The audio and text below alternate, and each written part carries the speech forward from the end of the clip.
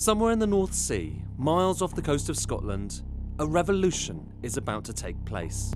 Oil and gas fields, which once pumped fossil fuels out of the ground, are now promising to help solve climate change. It is a remarkable, controversial claim, but it goes to the very heart of the race to net zero. To see why, we need to chase these underwater pipes connecting the rigs and oil fields back to where they meet land. This is one of the main pipelines taking natural gas from the North Sea all the way through into the grid. So 10 to 20% of what goes into your boiler, into the electricity system, it's passing right under my hands. But that is only the start of the story. Because the plan is to take carbon dioxide from various industrial processes, pressurise it, liquefy it, put it into this pipeline and send it down under the ground into the North Sea. That, at least, is the idea. Gas is coming from the North Sea, it's been cleaned up and it's been sent into the national grid to go to everybody's homes around the country. I think in 30, 50 years' time, you're going to see still that process continuing, but what you'll see is, in reverse, a carbon capture and storage facility, which is then sending the CO2 that is captured from this gas offshore to make the gas effectively carbon zero. And there will, in addition, piggybacking on all of that will be the manufacture of hydrogen, which of course is a net zero fuel. But you're probably wondering, isn't this just another way of fossil fuel companies carrying on extracting fossil fuels?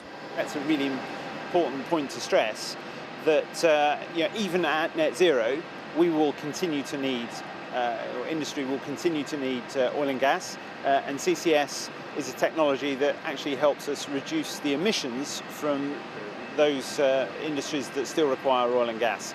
So how does carbon capture actually work? Well, there are all sorts of industrial processes, power stations, cement manufacture and so on, that create carbon dioxide. At the moment, most of that carbon just gets emitted out of the chimney. The idea of carbon capture is to take those fumes and run them through a special unit which removes the CO2. The carbon can then be stored under the ground in places like depleted oil and gas fields, as is planned in the North Sea. Or it can be put to use in other industrial processes like chemicals plants. That, at least, is the plan for this, the Acorn project at Fergus gas terminal. Except, as you can probably see, it is still just that, a plan. Which brings us to the main thing you need to know about carbon capture.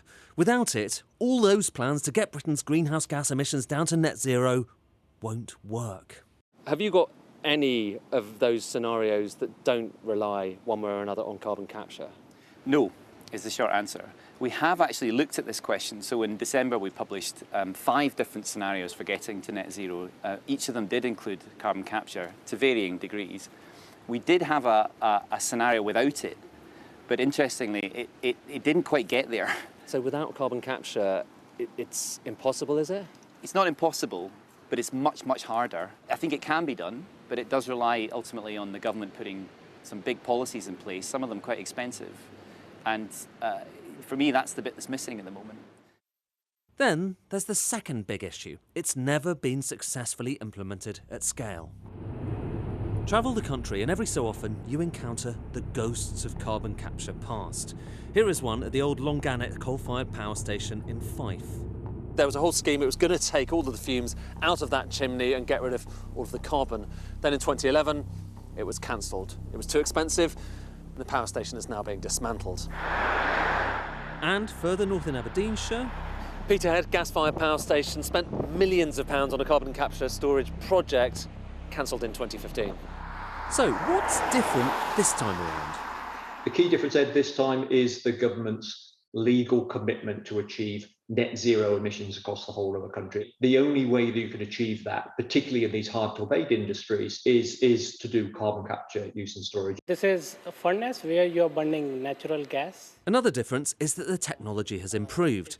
Actually, the main innovations behind carbon capture have been around for decades, but new startups like Carbon Clean say they can do it much more efficiently. Their rig, the blue one here, can do the same work, maybe even more, as that enormous contraption behind it. This you can call miniature version for a furnace or a power plant, where you are burning natural gas and going straight away to a carbon capture plant. So it's going through all these pipes and it's ending up with your machine here. Correct. Where does the captured CO2 come out? And it releases from the top from there. the CO2 is just released into the air, is it? Yeah, at present it is released into the air. Okay. In other words, even here at the very cutting edge, we're not quite there yet. With the clock ticking down to 2050, we're still a long way from big projects that actually capture carbon and store it. And even leaving aside the concerns about perpetuating fossil fuel use, not everyone is convinced. Until we get to the point where there is a case for deploying carbon capture from a commercial viewpoint, carbon capture will not happen.